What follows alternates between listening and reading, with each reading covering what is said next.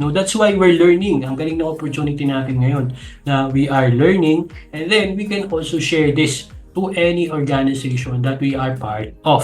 Alright, now, ito yung mga kailangan natin avoid pag tayo ay nag-run or nag-start with our content marketing. Some of these are the best practices that I'm still doing, and some of the professionals, they're also using this. Okay? So, we have to make sure muna, ano ba yung problema? So, kailangan natin malaman ano ba yung mga problema para mas maintindihan natin yung solution na gagamitin natin.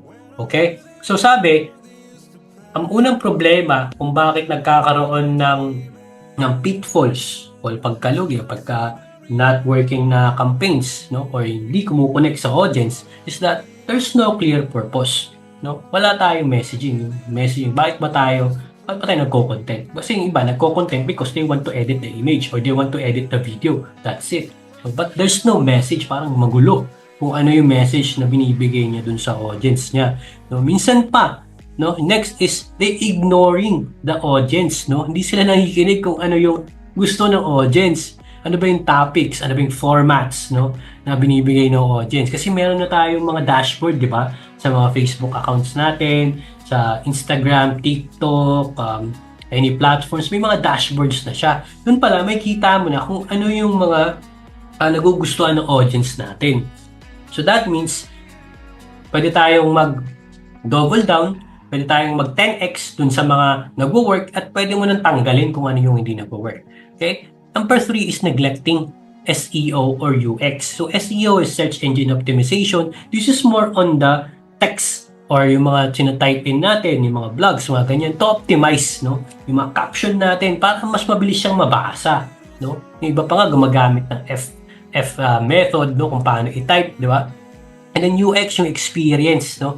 Madali ba basahin? O sobrang haba ng text or puro ka lang text na sobrang haba. So, people doesn't have so much time to read so much text these days. Why? Because the attention span of audiences right now is, before what I've read, is around 7 seconds yung attention span eh. No? Parang pag tumingin ka sa phone, meron lang 7 seconds para makuha mo yung attention. Now, that was before. But now, it's around 3 seconds na lang. So, napakahabang text niyan, no? Malamang layasan tayo ng audience natin dyan.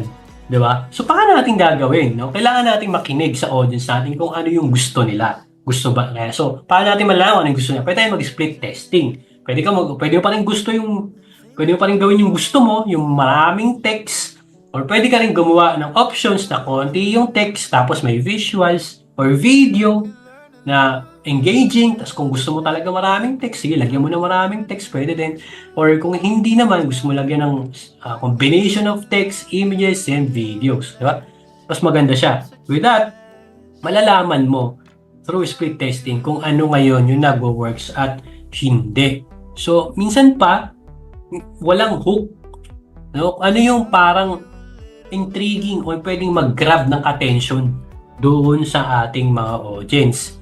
Right? So, kailangan natin minsan yung headline mo, mapapansin mo paano ka matututo gumamit ng hook. No? Pansinin mo yung mga blogs, yung mga title ng blogs, pansinin mo. Or punta ka sa mga Inquirer.com, Rappler, yan, punta ka dyan. Basahin mo yung mga title nila.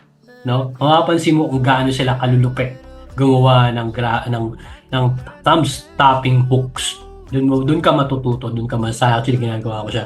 Kasi ang galing, natutuwa ako pag binabasa. Ayaw ko kung sino yung writer nila doon, pero ang galing. Kung gusto mo matuto ng copywriting, gusto mo matuto magsulat ng hooks, punta ka sa Rappler, punta ka sa GMA7, punta ka sa ABS7 na website or page nila, tignan mo paano sila magsulat, matututo ka na. Then, i-connect mo siya ngayon doon sa mga ginagawa mo. Okay? That's one best practices na ginagawa ko. Not adapting formats. Alright? So, not adapting formats, syempre yung mga different platforms natin, it has a different algorithms, no? It also have a different images, videos, editing, music, no? Magkakaiba sila. So, kung gagamit ka nito sabay-sabay, hindi mo pwedeng, pwede mo namang gamitin yung isang content strategy mo para sa lahat ng platforms na yan. Pero that doesn't mean it would work to all of the platforms. So what you can do is, of course, tailor it based on the platform that you are using. So as a startup business, what I normally advise is just start with the platform na ginagamit mo na or comfortable ka na. Once na manage mo na siya, or once na alam mo yun, mas basic na sa'yo, nagagamay mo na yung isang platform, punta ka sa susunod na platform.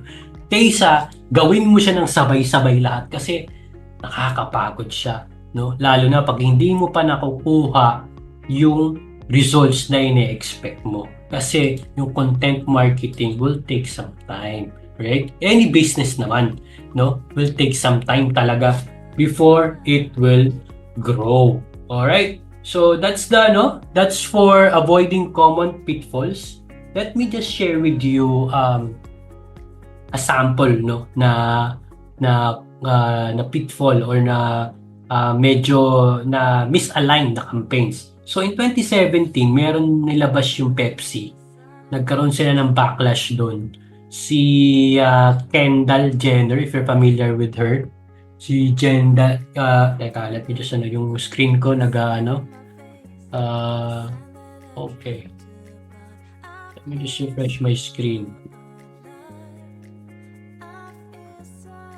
Alright, okay. Sabi nung technical natin dito, nag-flash yung screen ko. Okay na ba? Hope it's okay. Alright. So in 2017, si Pepsi naglabas siya ng ad campaign, no? Kasama doon featuring si Kendall Jenner. So if you're familiar with Kendall Jenner, type 1 naman dyan sa mga ladies natin at siya may makeups, di ba? Kung kilala niyo siya, yon, sabi ni Jamaica, kilala niyo si Kendall Jenner, no? So si Kendall, siya yung isa sa youngest billionaires right now in the world, no? Ang galing ng campaign ni Kendall. Talagang yung audience niya sobrang lawak din, no? Yung content marketing ng pamilya ng Kardashian talagang solid yung ginawa nilang content strategy. But most of their efforts are towards content, di ba? Kung bakit sila lumaki ng gano'n is because na-build nila yung traction, yung attention through their content, di ba? So anyways, in 2017, naglabas si Pepsi ng ad campaigns featuring si Kendall Jenner, kinuha nila. Pero ang nangyari, hindi siya naging ganun ka-effective. May mali dun sa steps nila kasi feeling ng mga audience ng Pepsi, hindi authentic yung connection ni Kendall Jenner and the Pepsi, no? So parang yung storytelling hindi match, so yung audience nag-backlash, no? So ito yung mga kailangan natin i-consider, no?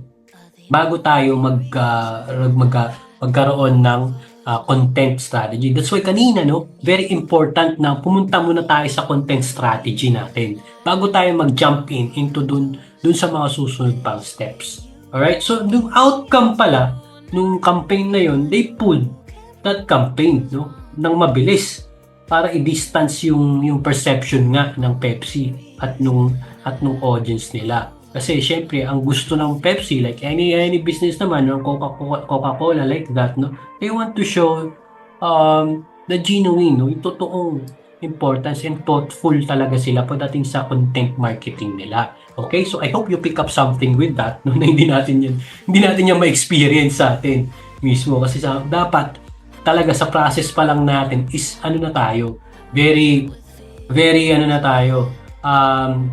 intentional in terms of what we can do. So yung experience ng Pepsi doon, sinasabi sa atin na kailangan natin maging sensitive mismo sa social issues, sa mga segment, sa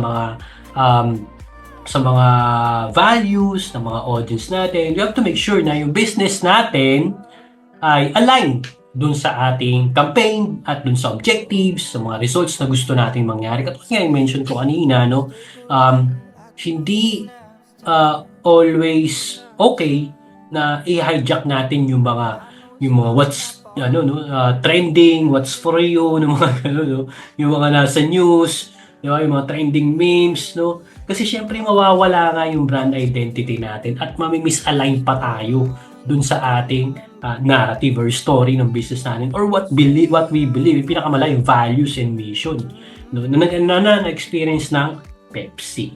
Right? So yun yung parang kailangan natin talaga i-avoid. So in my experience, no, since I've learned so much through the years, but I'm still learning right now. I consider myself still a student. That's why I read a lot of books. You see, this is the books that I've read. That I'm reading. Those are the books that I've read. I have so much books. I'm still trying to read. I'm still trying to learn more from those people who are experts, because these people are sharing their decades of experience, knowledge in that book, no? And then that's why I'm sharing that to you also, no? Because with that, no, maintindihan natin yung iba't ibang formats ng content marketing or marketing strategy that will resonate most to our audience, to the market. And applying these effective techniques will get us better results, no? Again, going back to dun sa process natin, may ideation tayo, o yung idea natin, pina-form natin ng maganda. Kumbaga naka-plot na siya, nakasulat na siya kung paano natin siya gagawin. Mas maganda na may plan ka, so in case na sumablay ka, alam mo kung nasan yung problema. Pwede mo na siyang ayusin. Diba? Kaysa sa wala, ayun na, doon na talaga tayo magkakaroon ng problema. Kasi wala tayong map eh. Diba? Kung wala kang map, most likely, ligaw tayo. Diba? Imagine mo yung mga Grab, Uber, Angkas, no, Food Panda, they're still using map just to make sure that they're on the right direction. Diba? Sometimes, if they miss the map pa nga, naliligaw pa sila. May map na yun, ha? No? So, paano pa yung wala? Ganon din sa negosyo, no? Pag wala tayong map, ligaw tayo. Basta sa content marketing. Pag wala kang process, wala kang map, wala kang techniques, then we cannot expect a better results with that. So, ano yung mga principles na pwede natin i-apply?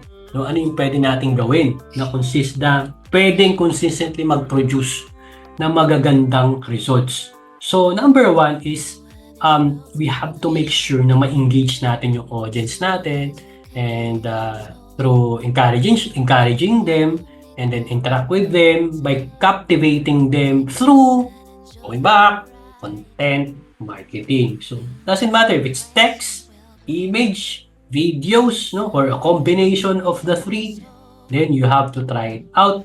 But again, consider your brand identity, your mission, your values, what your beliefs, right? So, delivering this valuable information, surely it will resonate, no? Mapapansin mo naman kung nag-resonate o hindi by using your data, the dashboard at the back of our social media platforms, no? So, by doing so, you can also make adjustment, and along the way get more connections, and then build that loyalty to your audience, no? So in my experience, na-develop ko siya kung paano ko na-achieve yung results ko with my content marketing. Kanina I've showed you, that's one of my client pa lang, ha?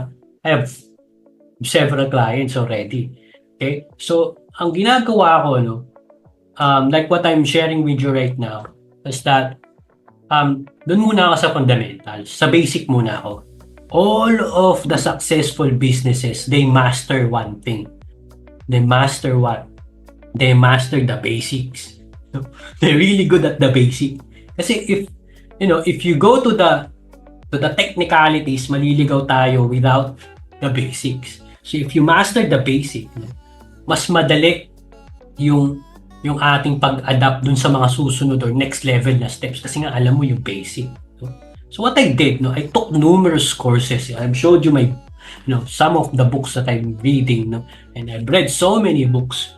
I took so many courses to continuously refine pa. I've joined like this before, this kind of webinar as well. I've joined. Buti nga, nung ito ngayon, meron ng katulad ko nag-share. Before, wala ako nakukuha. I have to go to the US accounts, mga ganun. Bibili pa ako, parang nasa $70 pa siya. Yung iba, mahal, $350, mga ganun. Alam mo, ka-join ako. Nagkataon, nakasali ako sa isang marketing agencies na naka-base sa New York.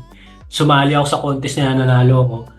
And then, part of that, may access ako dun sa mga marketing courses nila. So yun, tinake advantage ko yun. Parang isang taon akong mahigit nag-aaral doon. Gamit yung account ng company. Pwede ako manood, pwede ako mag-take ng courses. So yun yung ginawa ko nun. So anytime na mayroon akong opportunity to join courses, sumasali ako para i-sharpen pa yung aking knowledge and skill. So I practice that through the years, experiment, I try different styles in content marketing and approaches, different data analytics, learning what's best with my audience. So ganito yung ginagawa ko to have my frameworks, no? So my frameworks that I've showed you, that's my framework, no? You can also use that, no? And then customize it based on your needs, based on the journey of your organization, di ba? Kung ano yung problem, pwede mo siyang i-tailor doon. Kasi, I'll be honest with you, there's no yung one size fit all pagdating sa negosyo. Iba-iba tayo ng takbo ng negosyo. Iba-iba talaga siya lahat. No, hindi pare-pareho. Pero, the frameworks is not the same, but it's similar. You can use the same frameworks, customize it for your own structure, and see what's the effective and ensures better results, provided that you measure it all the time. Makikita mo na agad kung ano yung pwede mo pang i-improve. Alright, so if we dedicate our time, our effort to knowledge, improving our skills, then surely the content that we are building will be successful. Ano lang naman siya, magiging failure lang naman siya, if we quit, right? But if we don't quit, most probably we will be successful.